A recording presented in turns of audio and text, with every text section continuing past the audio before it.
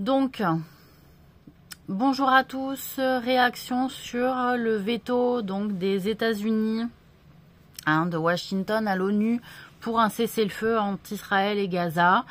Alors, si on peut dire, ça va être très rapide, pourquoi cet acte absolument choquant de la part de Washington pour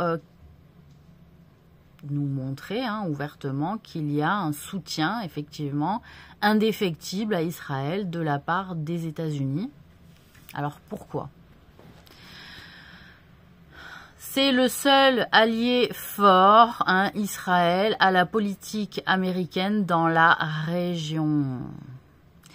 Et que c'est le seul moyen de pouvoir avoir une entrée pour Washington sur les territoires du Moyen-Orient. Et ça fait longtemps qu'ils y travaillent, ça fait longtemps qu'ils y œuvrent, les Américains.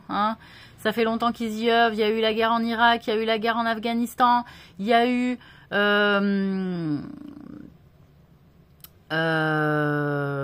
y a eu quoi? Bon, il y en a eu d'autres, mais pas des masses finalement non plus, mais pour rester implantés, parce qu'il y a eu les Anglais, il y a eu les Français, mais les Américains n'ont jamais réellement pu se positionner. Et là, c'est-à-dire les Européens œuvrent depuis le fameux traité de Balfour du 19e siècle, où ils ont fait implanter donc la colonie juive, israélienne, voilà, en Palestine, mais les États-Unis ne s'étaient pas encore réellement positionnés à l'époque. En réalité, il y a quand même des financements qui sont donnés aussi.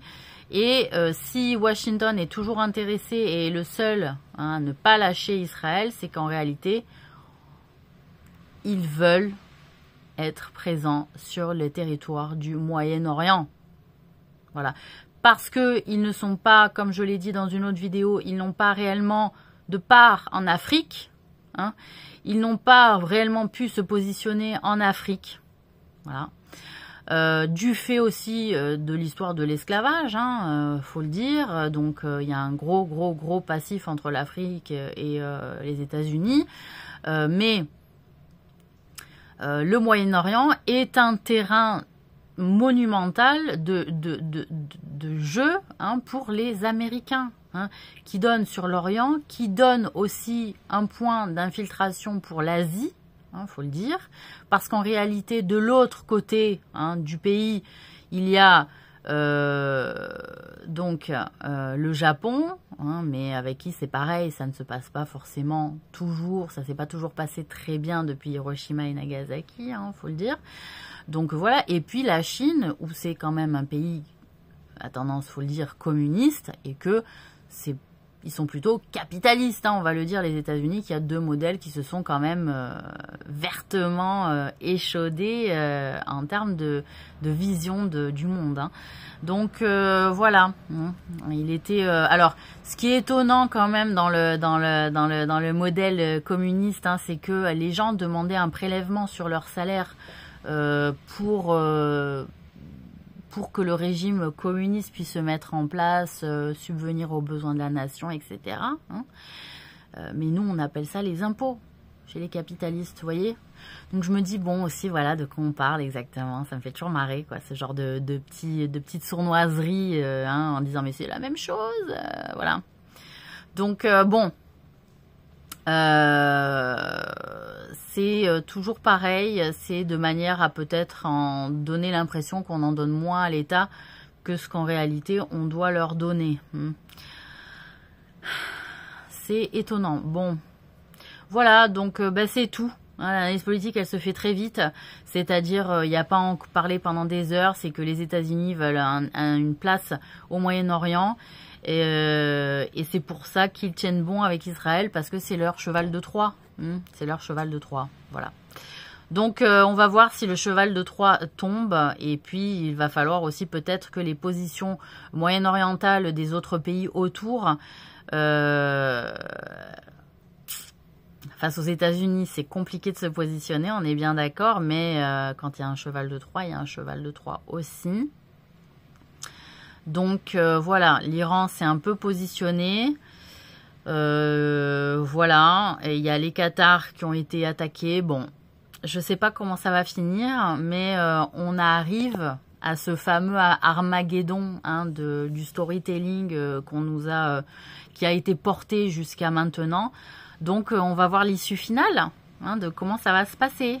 Hein, et s'il y a une équipe de l'ONU, hein, par exemple, alors peut-être aussi, comment on appelle ça, pilotée pas forcément par Washington, hein, parce qu'il y a d'autres instances politiques aussi au sein des États-Unis, mais qui peuvent détacher hein, un groupuscule milicien pour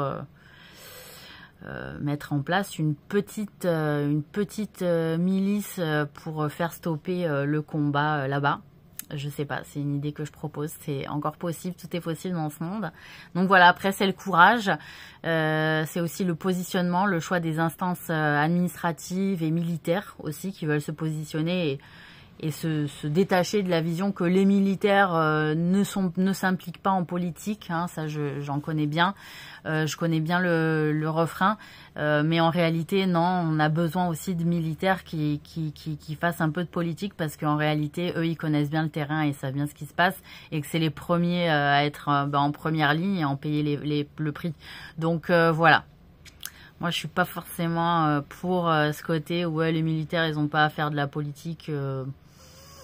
Non, ils sont bien expérimentés et ils connaissent bien les roublards hein, qui font partie au gouvernement aussi. Donc, ça fait du bien aussi quand il y a des forces de l'exécutif.